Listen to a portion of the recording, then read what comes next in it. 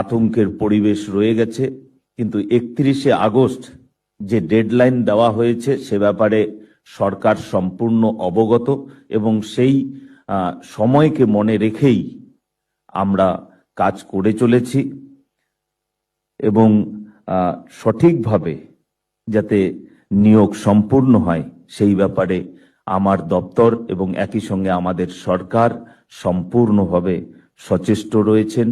যে নিয়োগ প্রক্রিয়ার কাজ ইতিমধ্যেই শুরু হয়ে গেছে, হয়তো জয়েনিং হয়নি, তার জন্যই এরকম একটা আতঙ্কের পরিবেশ রয়ে গেছে, কিন্তু 31শে আগস্ট যে ডেডলাইন দেওয়া হয়েছে সে ব্যাপারে সরকার সম্পূর্ণ অবগত এবং সেই সময়কে মনে রেখেই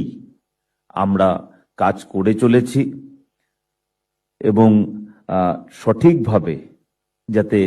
নিয়োগ সম্পূর্ণ হয় সেই ব্যাপারে আমার দপ্তর এবং একই সঙ্গে আমাদের সরকার সম্পূর্ণভাবে সচেষ্ট রয়েছেন। যে নিয়োগ প্রক্রিয়ার কাজ ইতিমধ্যেই শুরু হয়ে গেছে, হয়তো জয়েনিং হয়নি, তার জন্যই এরকম একটা আতঙ্কের পরিবেশ রয়ে গেছে, কিন্তু 31শে আগস্ট যে ডেডলাইন দেওয়া হয়েছে সে ব্যাপারে সরকার সম্পূর্ণ অবগত এবং সেই সময়কে মনে রেখেই আমরা কাজ করে চলেছি এবং সঠিকভাবে যাতে